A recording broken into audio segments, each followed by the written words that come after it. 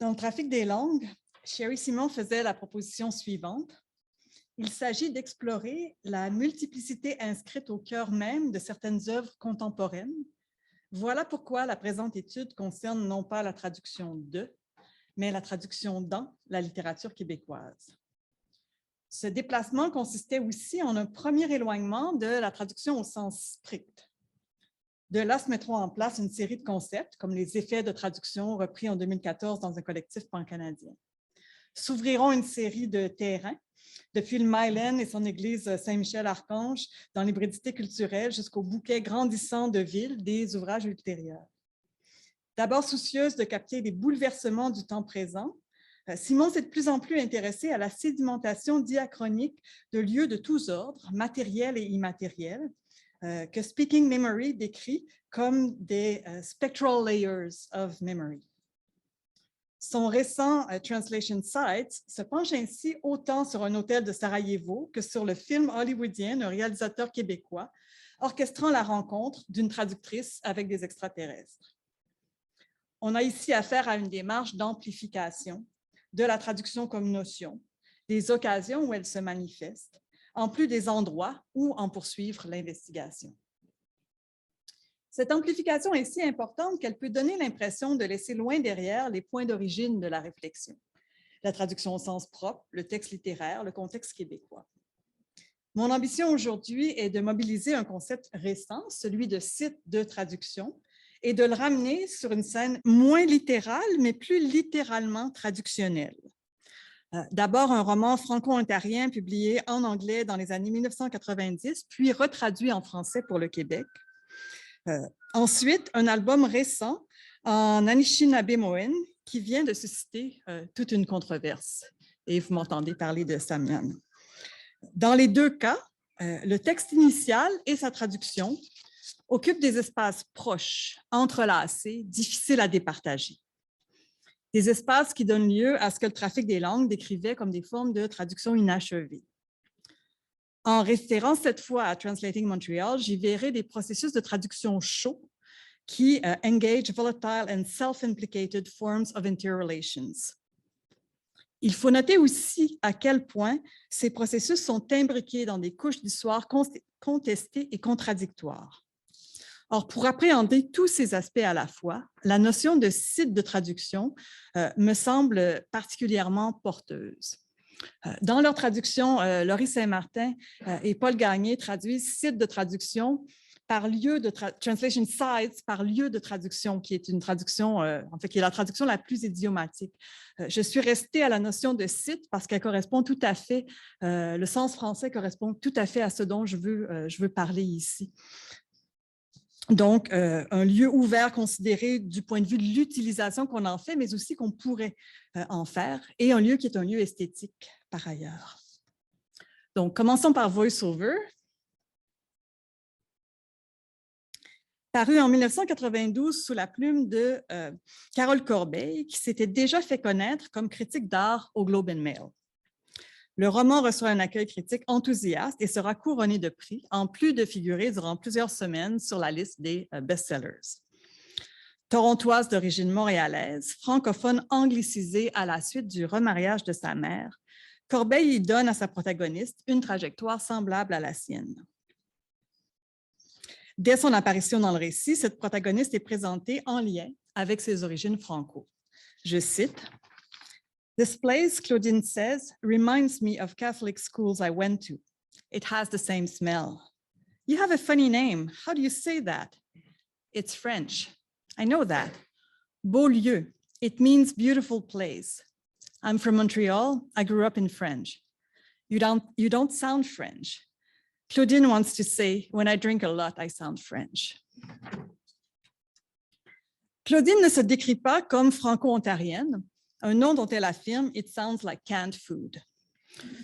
Plutôt, le récit donne-t-il son passage à l'anglais comme une conversion, au sens traductologique que Translating Montreal donne au terme, un virage définitif vers une nouvelle langue. Je cite, "When Claudine was 15, after Odette, sa mère, remarried, they were all expected to turn English, as easy as being flipped in a pan." Bien que cette conversion lui soit imposée, la protagoniste s'en revendique. Je cite, Claudine grabbed the language of their new house, said terribly, oddly enough, quite, of course. However, ate it all up. The English language held possibilities of salvation out of the desert. She bit into it and wrestled it into the muscles of her mouth. L'accueil réservé au roman confirme le succès de la démarche, la réussite de l'ancrage de Corbeil dans le site de traduction qu'elle a fait sien. Lors du décès prématuré de l'autrice en 2000, Susan Cold affirmait dans Now Magazine, To this day, there hasn't been any fiction that so captures Toronto's Queen West in the early 80s. Sans surprise, toutefois, le processus de conversion est stymied by the persistence of the former tongue. Inachevée, la traduction de soi laisse des traces dans le texte. Au récit de la vie adulte de Claudine, comme documentariste dans le Queen West des années 80, Corbeil entrelace des scènes de son enfance d'avant la Révolution tranquille, d'abord dans les quartiers montréalais populaires, à Montréal-Nord, à Côte-des-Neiges, puis dans le Westmount du Beau-Père. Lors de ces passages, la voix narrative se laisse imbiber par les expressions françaises de ses personnages. Par exemple, « Le futur was going to be glorieux. Everybody said so. Everybody said les années 50 vont apporter la prospérité au Québec. » La langue maternelle réapparaît aussi dans la thématisation de sa perte, dès le titre du roman. La notion de voice-over vient du travail de cinéaste documentaire de Claudine. Dans le cadre d'un projet sur les femmes en prison, Claudine interviewe Cindy, une jeune fille qui est emprisonnée pour avoir tenté d'immoler son père nourricier au foyer d'accueil où elle avait été placée. Cindy fait allusion à l'inceste qu'elle a vécu, situation qui fait écho aux expériences inavouées de la mère de Claudine. Pour Claudine, le récit de Cindy est un moyen à la fois de fuir et de retrouver le sien propre. « You're disappearing into them », lui dit son conjoint Colin. Parce que le langage en est inapproprié, Claudine suggère d'employer une voix off, le voice-over, pour transmettre le récit de Cindy dans son film. Or, comme le fait remarquer Christine Hamelin, le roman de langue anglaise raconte aussi l'histoire familiale de Claudine en voice-over. C'est seulement à travers ce processus de traduction que Claudine parvient à prendre la parole. En témoigne la conversation entre Claudine et sa mère sur laquelle le roman se conclut. Je cite, « Allô Claudine? Oui, c'est moi. Je t'entends pas, chérie. Parle plus fort. Maman, maman, she shouts, then pauses. Can you hear me now? » Ce n'est qu'après s'être tournée vers l'anglais que Claudine peut enfin se faire entendre, de sorte que l'accès à son récit passe par un processus de perte. De Claudine, le texte affirme « Her tongue was numb, big, twisted in the wrong directions from speaking English all these years. » Cette perte est tangible jusque dans l'emploi que le français fait du roman. L'emploi du français que fait le roman. Pour ne donner qu'un seul exemple, le mot « baquaise » dans l'expression « swing la baquaise dans le fond de la boîte à bois » est ici donné comme « swing la paquaise » avec un P. Sans compter que, reprenant les paroles du père, la narration décrit Claudine en français comme une vendue. Tôt après sa parution, VoiceOver est publié en français au Québec dans une traduction d'Hélène Lebeau sous le titre de Voix off. Cette publication ramenait l'autrice à sa culture d'origine, dont le texte était déjà, on l'a vu, imprégné. Pareille reterritorialisation n'allait pas de soi, puisque le roman fait précisément état de la mise à distance douloureuse d'une culture et d'une langue, donnée comme source de honte. Pour Claudine, English was a way out of the misery, chaos, emptiness, a language that killed the past, that buried it, where you could dance and graze with your nose up in the air. A steamroller of a language, flattening out old pains, covering up shame forever. The language of power, of the powerful, of reality, of how it was, how it would always be. Dans une perspective canadienne-française, l'anglais permettait de passer par une perspective hégémonique pour exprimer son identité francophone, sans avoir, je cite François Paré, à porter l'odieux de la langue d'origine, sans avoir à se compromettre à se soumettre à la marginalisation, à la honte et au sentiment d'insuffisance que cette langue comporte.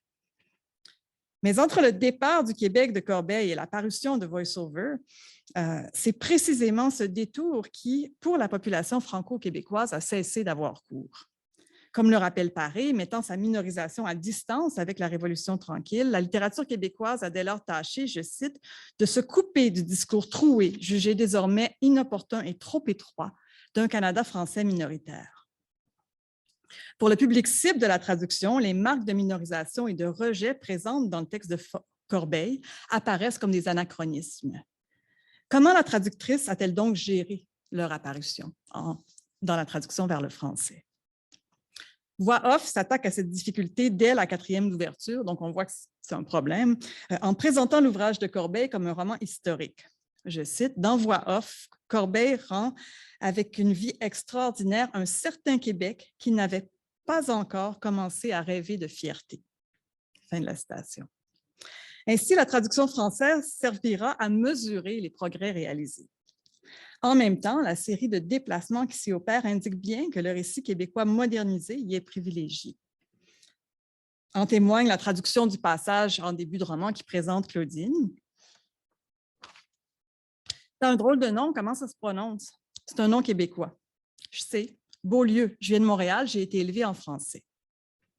Ici, il n'est plus nécessaire de donner la signification du nom français de la protagoniste. Ambigu, l'adjectif French employé par Corbeil disparaît également, remplacé par québécois. Pour le public cible de la traduction, ce terme est celui qui correspond le mieux à la réalité évoquée par Claudine. Par contre, il n'est en usage ni dans l'anglais torontois de Claudine, ni dans le français qu'elle a connu au Québec, où c'est le duo French-Canadian, Canadienne-Française qui aurait eu du sens. L'anachronisme est réciproque. L'introduction anachronique d'une perspective québécoise contemporaine se manifeste aussi dans la francisation de certains noms propres, qu'on pense à City TV, qui est traduit par TV Cité, expression calquée sur les stations québécoises comme TVA. À Toronto, par contre, City TV a un référent connu auquel la population se réfère sous ce nom, y compris la population francophone. Dans une série d'expressions typiques, comme, excusez mon langage, « don't fucking blow it », le beau remplace le mot « fuck » par « Chris ». Il ne faut pas que je manque mon coup, Chris. À plusieurs occasions, le français approximatif ou anglicisé du texte source est corrigé dans sa traduction. Le futur was going to be glorieux, par exemple, est rendu par l'avenir serait glorieux. On n'aime pas l'anglicisme futur en français. Les Québécois pure l'âme de vieille souche, du père de les Québécois pure l'âme vieille souche, c'est comme ça qu'ils les appellent, du père de Claudine lorsqu'elle le visite à Québec, est corrigé par des Québécois pure laine de vieille souche. Représentatifs de leur époque, ces choix de traduction tiennent à la francisation de la société québécoise et à la création d'une norme locale, là où le français de voice-over est ancré dans une oralité hybride. Ils rendent le propos de Corbeil plus recevable pour le lectorat franco-québécois, mais ont aussi pour effet de le débarrasser de ses marques de contact interlinguistiques. Outre les anglicismes, une portion importante de l'alternance codique disparaît ainsi de la traduction. L'expérience de l'assimilation relatée dans VoiceOver est donc surtout rendue en français dans Voix off, le Québec littéraire ayant rejeté ce bilinguisme interne. Dans la dernière scène de VoiceOver, Claudine, ayant enfin trouvé sa voix, répond en anglais, on l'a vu, à sa mère qui lui demande de parler plus fort. Or, cette bifurcation linguistique est absente de la traduction faite pour une société qui a trouvé sa voix en français. En entrevue avec Hamelin, c'est sur le mode du deuil que Corbeil commente cette évolution de la société franco-québécoise.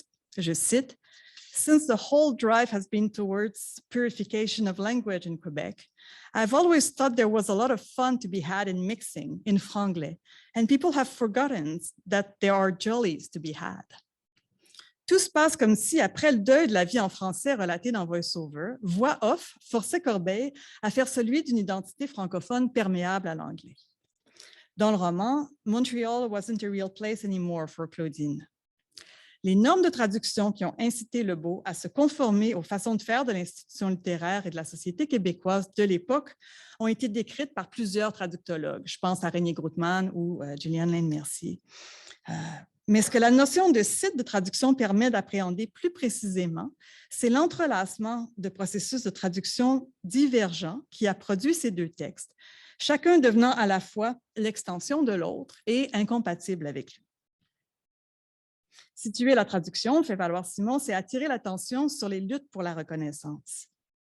Ici, des luttes pour la reconnaissance se sont entrecroisées de façon telle qu'elles se sont en même temps soutenues et contrecarrées. Ce sera également le cas du prochain site où je voudrais m'arrêter, soit les chansons en Anishinaabe-Mowen du dernier album du rappeur Samian, son 5e. Originaire de Picogan en Abitibi, Samian est membre de la Première Nation Abitiwini. Ses chansons, tantôt en français, tantôt en Anishinaabe-Mowen,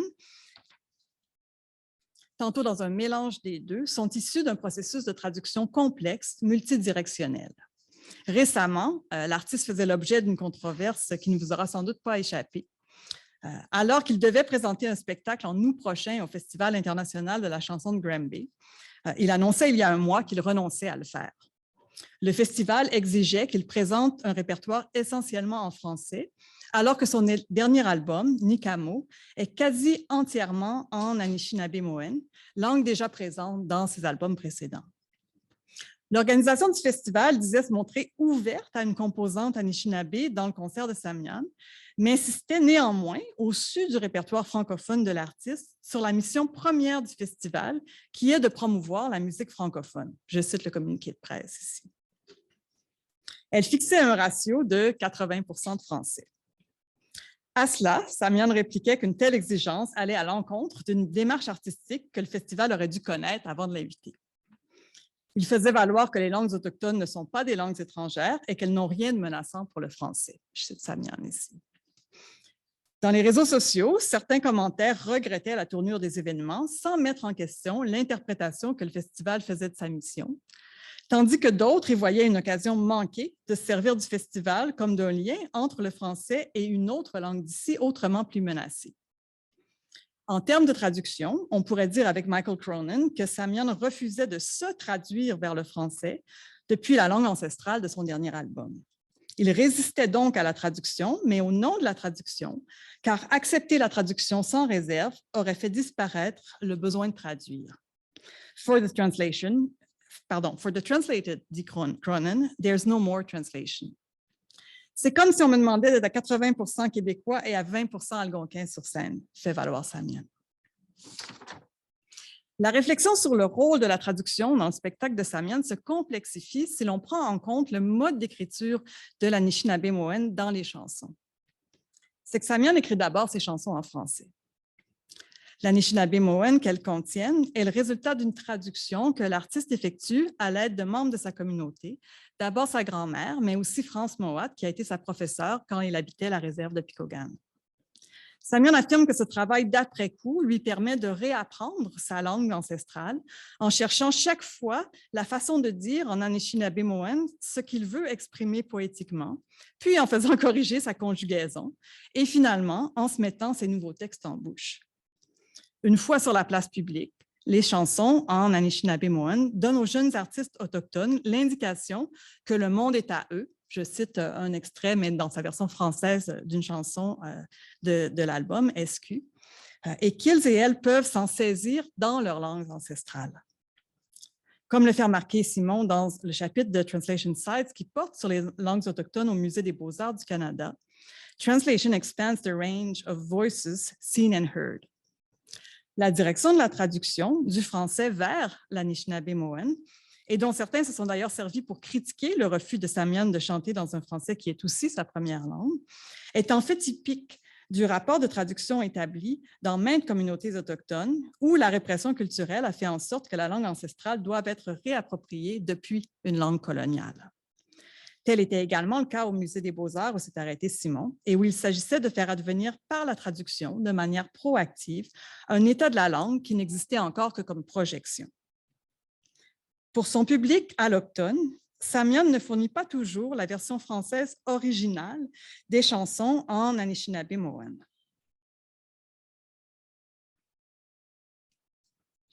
Le livret de Nikamo donne d'abord les paroles telles qu'elles sont chantées, donc en Anishinaabe-Mowen pour la plupart, mais aussi dans les langues des divers collaborateurs qu'il a invités à participer à l'album. Il y a le Mi'kmaq pour Q52, l'Inuimun pour Shawit. Il y a le Fong-Bay pour l'artiste franco-ontarien d'origine bénine, le R premier. Mais le plus gros est en Anishinaabe-Mowen. À la fin de chaque chanson, une traduction française est donnée, mais qui s'avère parfois laconique, comme on le voit ici. Ainsi pour la chanson éponyme de l'album, comme on le voit. Donc, sur les pages YouTube où figurent les chansons en Anishinaabe-Mowen, plusieurs membres de l'auditoire francophone de Samian réclament une traduction lorsqu'elle n'y figure pas et remercient l'artiste lorsqu'elle est donnée en sous-titres. Mais le déficit de traduction fait partie des stratégies rhétoriques déployées par l'artiste. Comme le remarque la critique littéraire Doris Sommer, « A target audience can mean the target of exclusion or confusion ».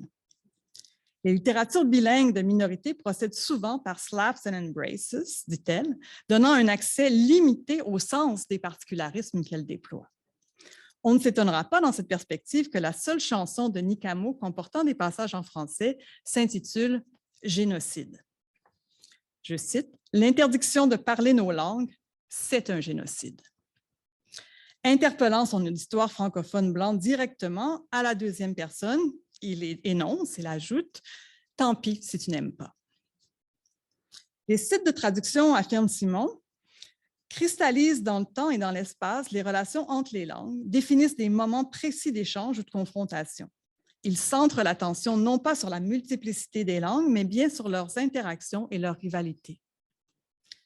La controverse dans laquelle Samian s'est trouvée aura permis de faire avancer la discussion sur la place des langues autochtones aux côtés du français québécois, sur le rôle de la traduction dans cet échange et sur celui que prendront ou non les espaces franco-québécois dans la valorisation des langues autochtones. To seek entry into other worlds is to risk seeing your own transformed. Cela, on l'a vu, se fait au coût d'immenses pertes et d'autant de distorsions.